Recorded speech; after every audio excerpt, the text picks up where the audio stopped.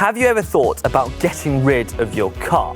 In this video, I'm going to go through the savings you can make and top tips on how you can make the bike your primary mode of transport.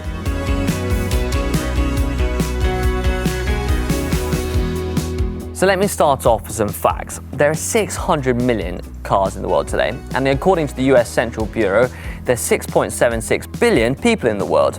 And if you do some simple maths, that will give you 9% of the world's population owns a car.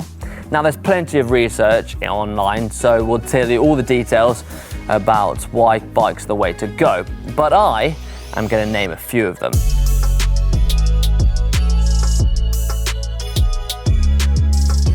So let's start off with a really obvious one. They're a lot greener.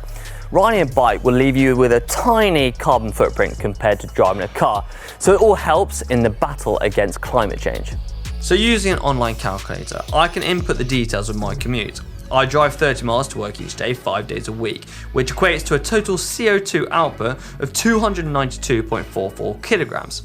If I rode a bike to work every day, I could save 292.185 emissions, because from my calculations, I would be giving off 0.255 kilograms of emissions from the heavy breathing I give off when I ride. Now those are some staggering stats. In addition to saving a ton on CO2 emissions, you'll also be saving a massive amount in fuel costs. And especially like here in the UK, the price is so high, and if you're like me, there's nothing worse than spending money on fuel. So with that in mind, if you take the average person of here in the UK who commutes by car, which is around about 10 miles, then you look at the average car, which is typically a diesel that does around 45 miles per gallon. Well, if you put that into an online calculator, the findings are truly astonishing.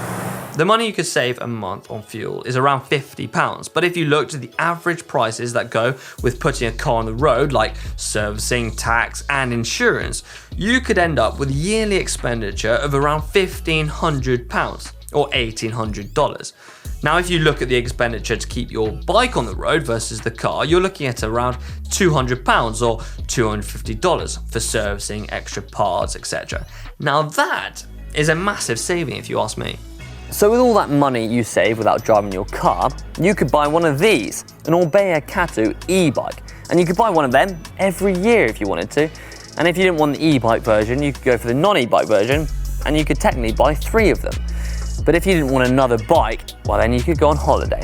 And who doesn't like a holiday?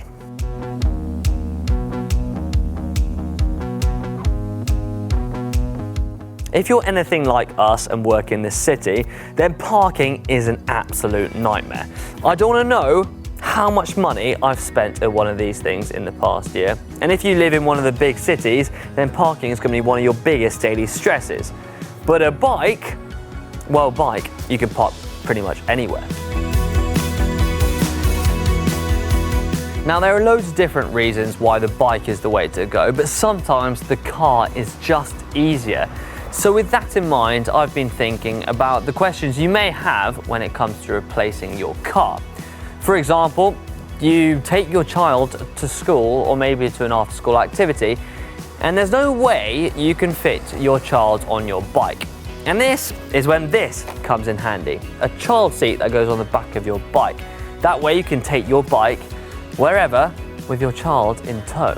Now you might say you've got more than one child. How do I take 2 children on my bike?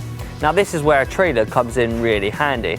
That way you can fit in 2 children in the back of it and take them to and from school. But you might be wondering, it's just too dangerous to take them out on the public roads. But if you use a route planning app like Komoot, you can plan your commute that only takes in bike paths.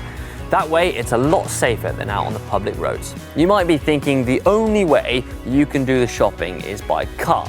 But if you get a bike like this, or a cargo bike, or a big basket, you can do your shopping on 2 wheels. Now you might be thinking, if you're out riding in the city, that you're exposed to loads of harmful CO2 gases, and it's much safer to be in your car. But as Si found out in his video, that actually the exercise you do outside on the bike outweighs the pollution you intake. So it's better to be riding your bike.